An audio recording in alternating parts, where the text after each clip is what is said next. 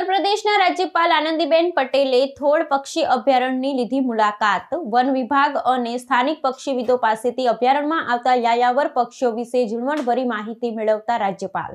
ઉત્તર પ્રદેશના રાજ્યપાલ આનંદીબેન પટેલે મહેસાણા જિલ્લાના કડી પાસે આવેલા થોળ પક્ષી અભયારણ્યની મુલાકાત લીધી હતી। રાજ્યપાલે થોળ અભયારણ્યના વિસ્તારમાં પક્ષી દર્શન નિરીક્ષણ કર્યું હતું અને વન વિભાગ અને સ્થાનિક પક્ષીવિદો પાસેથી અભયારણ્યમાં આવતા પક્ષીઓ વિશે ઝીણવટભરી માહિતી મેળવી હતી।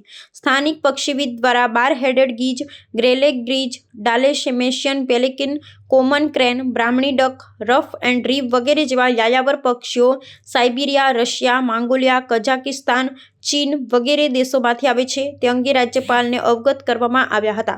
આ ઉપરાંત રાજ્યપાલે સ્થાનિક અધિકારીઓ સાથે થોળ અભયારણ્ય નેચર વોક કર્યું હતું।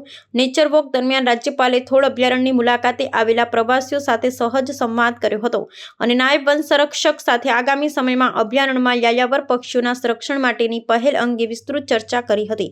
આ મુલાકાત દરમિયાન રાજ્યપાલે થોળ અભયારણ્ય સંકુલ ખાતે એક પેડ માકે નામ અભિયાન અંતર્ગત વૃક્ષારોપણ કર્યું હતું। આ મુલાકાત દરમિયાન નાયબ વન સંરક્ષક ડોક્ટર સિક્કીરા બેગમ, મદદનીશ વન સંરક્ષક NM પટેલ, જિલ્લા પુરવઠા અધિકારી બીરેન પટેલ, ડીવાયએસપી હાર્દિક પ્રજાપતિ, કડી મામલતદાર માધવી પટેલ, થોળ ગામના સરપંચ, સ્થાનિક અગ્રણી તેમજ વન વિભાગના અધિકારી કર્મચારીઓ ઉપસ્થિત રહ્યા હતા।